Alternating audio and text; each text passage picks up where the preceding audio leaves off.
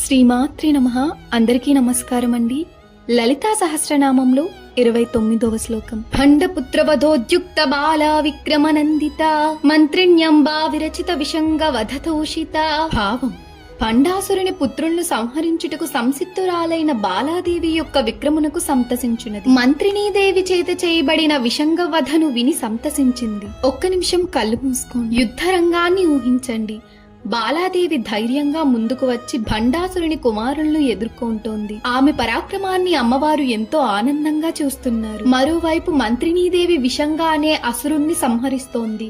ఆ విజయం చూసి అమ్మవారు సంతోషిస్తున్నారు. ఆ దృశ్యం మొత్తం ధర్మం విజయం సాధిస్తున్నదని సూచిస్తోంది. ఈ శ్లోకం మనకు ఏం చెబుతోంది అంటే, మంచి కోసం పోరాడినప్పుడు విజయం తప్పకుండా వస్తుంది. దైవశక్తి ఎప్పుడూ ధర్మం వైపే ఉంటుంది. మన జీవితంలో కూడా మనం నిజం కోసం నిలబడాలి. ఎన్ని అడ్డంకులు వచ్చినా ధైర్యంగా ముందుకు సాగాలి. ఈ రోజు మనం సరైన దారిలో ఉన్నామా అని మనల్ని మనం అడుగుదాం. లలిత అమ్మవారి కృప మన అందరిపై ఉండాలని, ఆమె మనకు ధైర్యాన్ని విజయాన్ని ప్రసాదించాలని ప్రార్థిస్తున్నాను. శ్రీమాత్రే నమః.